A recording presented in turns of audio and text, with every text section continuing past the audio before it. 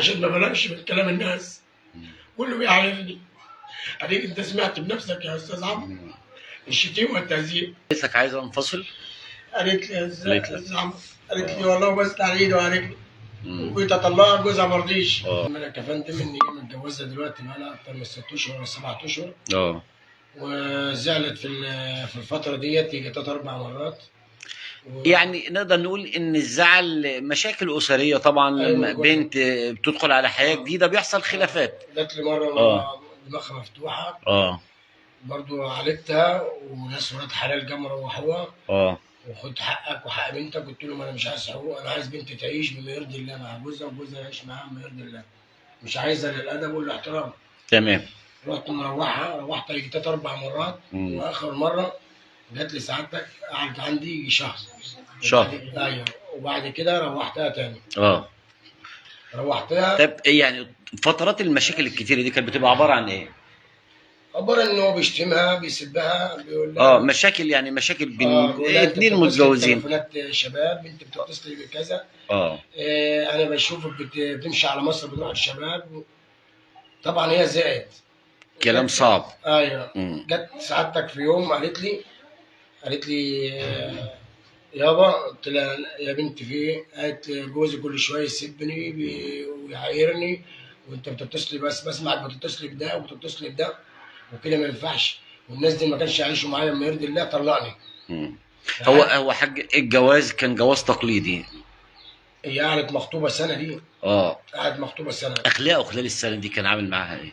خلال السنه ديت قعد يجي شهرين ما يكلمهاش، وبعد الشهرين دول بقى بدا ايه يشتم قوي. لا لا، انا بتكلم فتره الخطوبه كان بيحصل برضو مشاكل او حاجه؟ لا لا مم. لا، هو ما كانش بيجي الا كل اسبوع كل 10 ايام. يعني نقدر نقول ان هي خلافات بين زوجين. اه. قول لي بقى هي اختفت امتى بقى تحديدا، وكانت فين، وايه القصه؟ هي كانت عند جوزها. اه هم كل سبت احنا شرطين ان هم بيجوا تتغدى هي وجوزها مع والدتها ومع اخواتها كل سبت. انتوا شرطين كده ايوه في عقد الجواز؟ ايوه، لا مم. من ساعه ما قعدنا اتفقنا. ليه بقى اشمعنى يعني؟ احنا عندنا سيبلنا كده كل اسبوع تيجي عادات وتقاليد يعني. ايوه كل اسبوع مم. تيجي تقعد معانا شويه. تمام. لغايه سعادتك كان بتيجي كل سبت. جت المره ديت كان يوم خميس. اتغدت مع اخواتها واتعشت مع اخواتها ونامت شويه في البيت وانا صحيتها. قلت لها يا بنتي اي ما تقومي تروحي لجوزك ولا تبيتي؟ بس كنت هتبيتي هنا اتصلي على جوزك وعرفي لي انا بايت عند بيت ابويا. تمام. هتروح. كانش بيجي معاها هو؟ لا الخميس ده ما جاش معاها، بس في كان معتاد انه بيجي معاها. كل مره كان بيجي معاها. الخميس تمام. ده ما جاش معاها. انا بسالها بقول لها ليه؟ قالت لي شتمني وهزقني. قلت لها طيب ماشي اقعدي. اتغدت سعادتك واتعشت ونامت بعد صلاه العشاء هنا، ورحت مصحيها. قومي يا بنتي عشان تروحي لجوزك ولا هتبيتي؟ قالت لا يابا انا هروح. قلت لها ما انت بتقولي جوزي شتمني. قالت لا يابا تشتمني انا بس انا زي بعضه نستحمل. قلت لها ماشي يا بنتي. هي عايزه تعيش. ايوه عايزه تعيش، والله عايزه تعيش، عايزه تعيش وغلبانه جدا. لا اله الا الله محمد رسول الله. رحت قلت لها طيب قومي يا بنتي اتصلي على جوزك، بس كنت هتبيتي قولي له انا بايت عند والدي، مش هتبيت قوم اركبك. خدتها سعادتك قالت يا ابويا انا هروح. قلت لها يلا. خدتها جبت لها توك توك من المساكن وروحتها لحد البيت، يعني قبل البيت بشويه. رحت انا معود. بعدها بربع ساعه رحت متصل عليا عمرو. قال لي يا عم مهدي. قلت له مالك وصلت؟ قال لي يا وصلت يا عم مهدي مش شاكرين. ده كان يوم خميس سعادتك. سمعت الجمعه. انا بقى في يعني ايه عندي حاجه كده لازم ان هي اتصل على عيالي كل ما اطمن عليهم قبل ما انام. قلب الاب. ايوه كده على طول.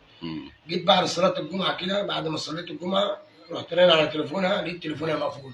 كل ما رن الاقي التليفون مقفول. قعدت اتابع تليفونها لحد بعد العصر. ما حاولتش ترن على جوزها؟ ما رنتش ساعتها بقى اللي امتى؟ اللي قبل المغرب بشويه. لقيت تليفونها مقفول. رحت رن على جوزها قبل المغرب بشويه ساعتك. قلت له يا عمرو اما التليفون مالك مقفول ليه؟ ده من بعد الجمعه ومقفول ما كانش بيتقفل. قال لي يا عم مهدي البطاريه فاصله وهي قاعده مع والدتي ومع والدي بيتغدوا. قلت له يا ابني ده من يوم ما اتجوزت ما بتروحش عند بيت ابوك ولا عند بيت والدتك. هو عايش في حياه مستقله. كان هو بيت لوحديه وهم بيت لوحديهم، بس هي يعني هم كانوا بيكرهوها شويه. راح قال لي يا عم مهدي قاعده بتتغدى. قلت له طب لو سمحت اديها لي يا ابني اكلمها. قال لي ده انا طالع على الكافتيريا ونص ساعه ولا ساعه هروح. قلت له ماشي. جيت ساعتك رحت مصلي المغرب، صلاه المغرب، وجيت بعد المغرب قبل العشاء رحت رن عليه، يا عم روحت؟ قال لي ايوه روحت. قلت له طب اديني ملك. راح بقى قال لي اديك ملك ايه؟ كلام بقى ما اقولكش يا فندم، كلام يا راجل يا اللي ده فيها كذا من غير اه تهزيء يعني، وغزان تهزيء يعني ما يرضيش ربنا. ان هي اختفت خرجت. ايوه ان بنتك مشيت ومش لاقيها وكده. رحت ساعتك رحت رايح على فين؟ كان احمد بيه كان موجود هنا. اسم الشرطه. اسم الشرطه. عملت محضر. عملت محضر. بدات رحله البحث بقى. بدات رحله البحث. انت قلت لي ان انت لفيت محافظات كتير. راح قالوا لي كابتن احمد وكابتن عمر، الباشا عمر قال لي لف على بنتك. لف على بنتك واحنا هنساعد برضه، الشرطه هتساعد. الاجراءات الامنيه المتبعه ان هم يبتدوا يتعقبوا تليفونها او خط سرها. رحت سعادتك مصر. كل اللي يقول لي بنتك شفناها في الجيزه اطلع الجيزه. فيصل اطلع فيصل. مطروح اطلع مطروح. اسكندريه اطلع اسكندريه. يعني لفيت على امل ان انت تلاقيها لحد دلوقتي بقى لي اكتر من شهرين عمال. هي اللي معانا اللي في الصوره ملك احمد. ايوه هي اللي في الصوره دي. انا عايز اشوفها. وحشت قوي. الثلاث اشهر اللي مشيت فيهم دول ولا الشهرين اللي مشيت فيهم دول اكنهم 3 سنين. انا عايز اشوفها وادفع عمري. لو انا اقول احنا الاثنين كده وسندوني اشوفها، عشان ما بلاقيش من كلام الناس كله بيعايرني. اديك انت سمعت بنفسك يا استاذ عمرو الشتيمه والتهزيء، ولحد دلوقتي انا مش قادر اسمع اهلي. لو سمعت انا هيعمل مشكله جامده معايا. قاعد بين ربنا وانا عيال لوحدي تعبان، كل بلد ببيت فيها 3 4 ايام بهدومي كده. على امل ان انت تلاقيها. على امل ان هي. والدتها حالتها النفسيه عامله ايه؟ والدتها جات لها جلطه قبل كده ودينا لها القصر العائلي. زعل عليها. ايوه قعدت يجي شهر تعبانه انا عمال اعالج فيها، يا دوبك دلوقتي بتتنشتش. اخواتها كم خدوها، قال احنا اللي اتبعنا العلاج عشان انت التاني تعبان ومش هتقدر. وانا نفسي اشوفها حتى موجود بس. انت نفسك تشوفها تاخدها في حضنك تطمن عليها. ربنا ما بمشي الليل ولا النهار ولا باكل ولا بشرب. احساس ان هي في مكان انت مش عارف هي فين وقلقان عليها خايف عليها. يا ريت اعرف، لو اعرف بينا اروح اجيبها مش هعرف. وانت تساعدوني لوجه الله لوجه ربنا ان شاء الله. طبعا تقول عليها انا ماشي. دي ملك احمد اللي معانا في الصوره طبعا، اللي مختفيه بقالها شهرين. حاله حزن ما بين اسرتها، والدها اللي في حاله انهيار، والدتها اصيبت بجلطه نتيجه الزعل طبعا على غيابها. اشقائها طبعا معانا اطفال هنا قاعده بتعيط، ده اخوها. بس لازم انت برضه يا عم احمد انت تكون متماسك يعني قدام اسرتك. انا شايف قاعدين بيعيطوا، لازم انت تبقى متماسك لان انت الاب. ما حصلش عندنا الموضوع ده، ما حصلش.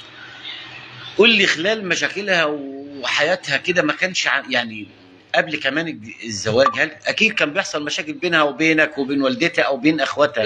ما فيش في مره كده؟ يا استاذ لا لما كان بتقعد 4 ايام مع جوزها كان عايزه تشوفنا بفرصه كل شويه التليفون. يعني انت عايز تقول ان هي مرتبطه بيك ومش متعوده ان هي تختفي كده الاختفاء ده؟ ممكن ما كانتش مستنيه. كنت متوقع ان هي ممكن تختفي كده؟ مفيش اي شعور جالك ان ممكن بسبب مشاكل مع جوزها او خلافات؟ لما كانت بتروح الدكان وهي بنت بنوتها الزحمه ما كانتش بتروح اي مكان لما تقول لي بس ما تنيش لما تقول لي والدتها. حاجه اخيره، لو حبيت توجه رساله لملك، لو هي يعني بتشاهدنا دلوقتي، اللي في الصوره دي ملك احمد بنت محافظه الفيوم اللي طبعا مختفيه بقالها شهرين، لو هي قاعده بتشوفك دلوقتي هتقول لها ايه؟ اقول لها عايز اشوفك واخدك وباطي، عايزك اشوفك يا بنتي، واللي انت تقول عليه انا انفذه. لو عايزه تطلع بالناس دي هطلعك، عايزه تعيش مع جوزك بمرض الله عيشي، بس انا عايز اطلعها، مش عايز اعيشها مع الناس دي. هي قالت لك عايزه انفصل؟ قالت لي والله بس على ايدي وعلى رجلي، وجيت اطلعها جوزها ما رضيش. جوزها ما رضيش، قال لي لا انا مش هطلع مراتي عشان هي بتحبني وانا بحبها. معلش انا عندي احساس ان انت حاسس بذنب في حاجه، انت حاسس بذنب تجاه بنتك، ايه الذنب اللي انت اللي حاسه؟ انا روحت 3 4 مرات. ان انت كنت عايزه تنفصل. ايوه حاسس ان خلافاتها مع جوزها وهي لسه برضو يعني شابه صغيره. ايوه احنا الناس فلاحين هم نزلوا نشتغل. الناس لا مش عايزين نتهم الناس جزافه ان هو نصيب والناس محترمه وحضرتك راجل محترم، بس هو احساس ان انت حاسس بالذنب ان انت كنت ان هي كانت عايزه تنفصل. ملك اللي هي في الصوره دي. يا استاذ احمد انا لما كنت باعيه ولا ما كنت طب هل شايف ان لا لا عليا. دايما البنت بتبقى مرتبطه بوالدها، بس شايف ان مشاكل او ان هي كانت عايزه تنفصل وانت رفضت كعادات وتقاليد، وان كلمه انفصال دايما في القرى والارياف أيوة بتبقى عيب. كان بتتهان. انت شايف الكلمه دي؟ شايف لا يعني انا اقصد ايه، انت شايف ان الانفصال دايما للاسف يعني بتبقى برغم ان بيبقى فيه مشاكل، بس دايما في الارياف الناس بتاخد ان كلمه انفصال دي عيب. انت خدتها من النطاق ده؟ كان لا كلام وحش وهي كانت بتيجي. لا انا بتكلم على حضرتك، انت رفضك لانفصالها لما طلبت ان هي تتطلق. أيوة. وانت رفضت، انت واخدها من اتجاه ان بيبقى كلمه طلاق صعبه، صح؟ لا انا كنت ناوي اطلقها عشان بس الناس دي مشترينا وهي كانت ناويه عايزه تطلق بس هم اللي ما رضوش. هو كان متمسك بيها. دلوقتي بعد ما حصل اللي حصل ده كل 3 ايام دلوقتي بيبعتوا لي اسم البلد يقول تعالى خد حاجه بنتك وطلقها. طب انا هطلقها ما بيدورش معاك؟ لا من ساعه ما مشيت البيت ما بيدورش. ورحت انا الشرطه قلت لهم كده. ولا اخواته ولا ابوه ولا هو مفيش حد بيدور معاك. بيلبسوا هو يعني هو ممكن ليه تفكير تاني خطأ، بس انت قلب الاب، انت بتدور واسرتها بتدور. بتقول لي بتجيلك مكالمات كتير يعني لقينا ملك في المكان الفلاني بتركب وتروح، مظبوط؟ المكالمات دي ما جاتليش الا بعد ما مشيت. بعد اللي يقول لي انا من فيصل من الشارع العشرين ويا عم كل ده اللي يقول لك كده انت بتدور. ايوه يا عم الحاج احنا شفناه. احنا عرفت كمان ان انت بتقول ان انت علقت ورق في شوارع القاهره وشوارع ايوه وفرجت صور. فرجت صور على بتوع العربيات الميكروباص بتاع اسكندريه واسماعيليه لفيت ما خليتش مكان بالظبط. ان شاء الله ربنا يرجعها لك يا رب. طبعا اللي معانا في الصوره دي مشاهدي القاهره